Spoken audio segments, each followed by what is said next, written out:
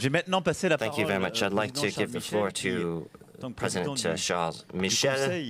As the President of the Council, he was head of the dual action of heads of states and governments in Europe, which took action for climate and biodiversity, and also he states work with other countries and the international level.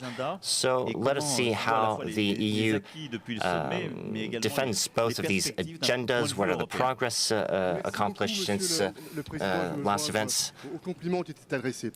Thank you very much, Mr. President. There's a strong political will that mobilizes all. I'd like to give a nod to what was said by Angel Gurria and our young activists from Lebanon. In very eloquent words, they describe the world we live in today.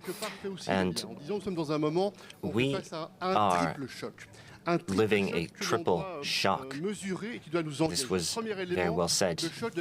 First, the shock of nature, climate change, COVID-19, this is an illustration of this, ocean, biodiversity, forests, glaciers.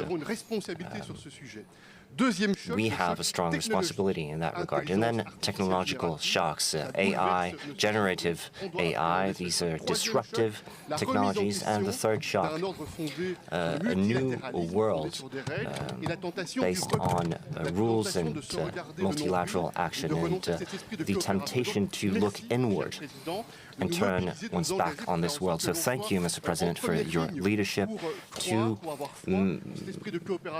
stay on the front lines and continue believing in these ideas, but also in taking action. And we'll see in a few moments what are the deliverables.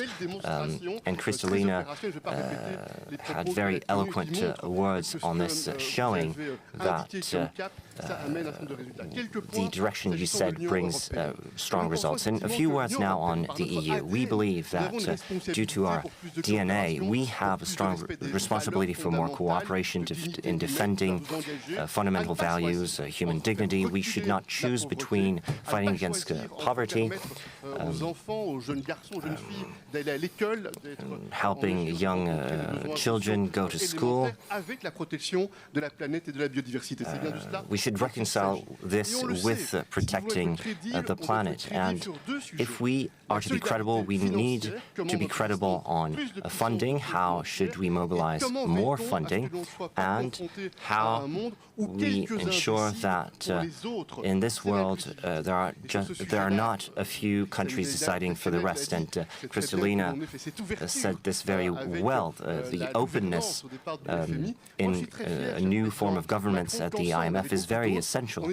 I'm very happy that together we convinced the G20 to welcome the African Union very quickly. This is a paradigm change for the G20, and I want for the African Union to develop more cooperation to defend forcefully the voice of Africa in facing these global challenges.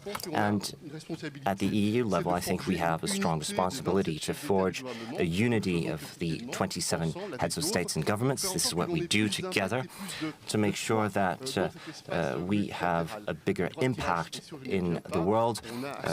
DTS, this is very important. We continue on this front. We will need to go further to develop our capacities, and this is essential because for the World Bank, for example, the World Bank as of today, proportional to GDP, it is 7 times less capitalized, less funded than before. So this is very clear what we have to do. We need to mobilize capacities. The private sector must be mobilized in a smart way. We need governance, predictability, fighting against corruption, but this also means that will be likely that we will have to raise capital. This will be a debate sooner or later. So as you see, the EU is an active member of the international community. In a few months, I'm happy to have the opportunity to meet Kristalina and others to see what progress we have made. And I think you just mentioned Paris was the capital of resistance and love, and let us make Europe into a bigger key for progress and prosperity. This is our common desire. Thank you very much.